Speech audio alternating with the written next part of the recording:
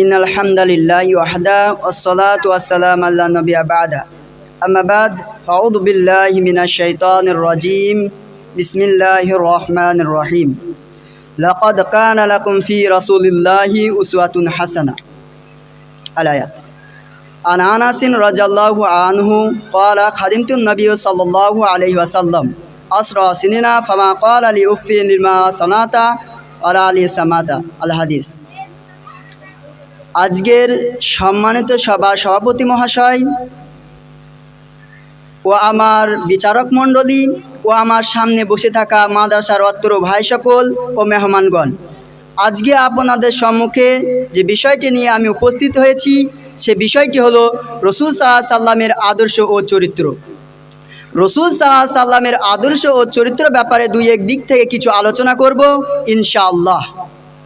সর্বপ্রথম আমি বলতে চাই যে একজন আদর্শবান মানুষ, একটি আদর্শবান পরিবার, একটি আদর্শবান রাষ্ট্র তৈরি করতে গেলে আমাদের সর্বপ্রথম কার দিকে ইশারা দেখতে হবে?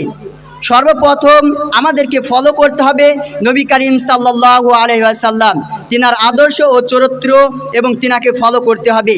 তিনি কেমন আদর্শমান মানুষ ছিলেন সেটা আমাদেরকে জানতে হবে।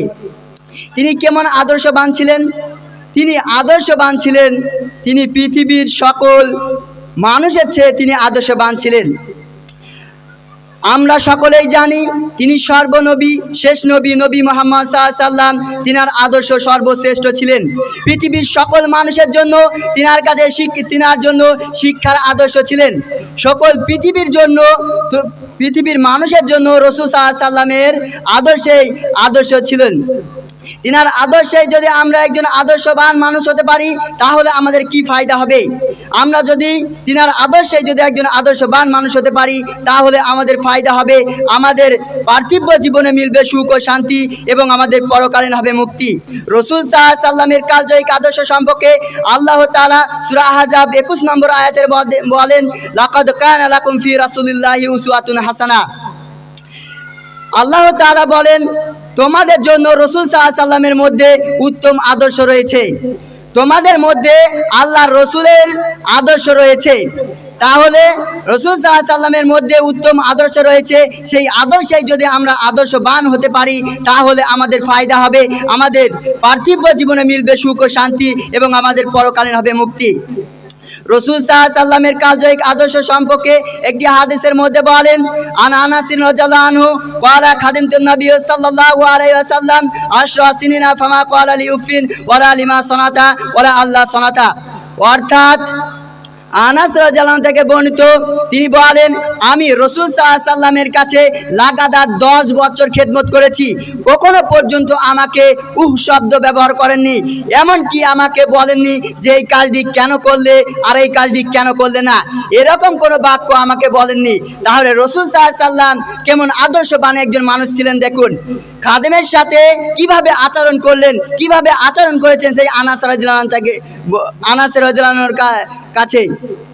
আরেকটা হাদিসের মধ্যে বলেন, আনাস রাদিয়াল্লাহু থেকে বর্ণিত, তিনি বলেন, রাসূলুল্লাহ সাল্লাল্লাহু আলাইহি সাল্লামের সাথে একদা আমি পথ চলছিলাম, তখন রাসূল সাল্লাল্লাহু আলাইহি সাল্লামের গায়ে একটি নাজরানি মোটা চাদর ছিল।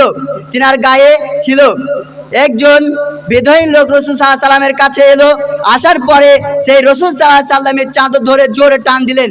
জোরে টান দেওয়ার পরে আনাস রাদিয়াল্লাহু আনহু রাসূল সাল্লাল্লাহু আলাইহি সাল্লামের দিকে লক্ষ্য করলেন যে দেখলেন যে রাসূল সাল্লাল্লাহু আলাইহি সাল্লামের গলায় দাগ পড়ে গেছে। তখন ওই বিদায়ী লোকটা রাসূল সাল্লাল্লাহু আলাইহি সাল্লামকে বলছে, হে আল্লাহর রাসূল, আপনার কাছে যে মাল রয়েছে সেই মাল থেকে আমাকে কিছু দেন। তখন রাসূল সাল্লাল্লাহু আলাইহি সাল্লাম ওই বিধবার দিকে তাকালেন, তাকানোর পরে রাসূল সাল্লাল্লাহু আলাইহি সাল্লাম মুচকি হেসে ফেললেন। তাহলে এই হাদিস দ্বারা আমরা কি বুঝতে পারলাম? যে রাসূল সাল্লাল্লাহু আলাইহি সাল্লাম ওই যে অশিক্ষিত ব্যক্তির সাথে কিভাবে আচরণ করলেন। রাসূল সাল্লাল্লাহু আলাইহি সাল্লাম জানতেন যে ওই বিধবার শিক্ষা নায়কও যে রাসূল সাল্লাল্লাহু আলাইহি সাল্লামের সাথে কিভাবে আচরণ করতে হবে। তাহলে আমরা বুঝতে পারলাম যে রাসূল সাল্লাল্লাহু আলাইহি সাল্লাম কেমন চরিত্রবান মানুষ ছিলেন। তাই পরিশেষে আল্লাহর কাছে দোয়া করি, হে রব্বুল আলামিন, তুমি আমাদের সকলকে একজন আদর্শবান মানুষ হওয়ার তৌফিক দান করুন। আমিন।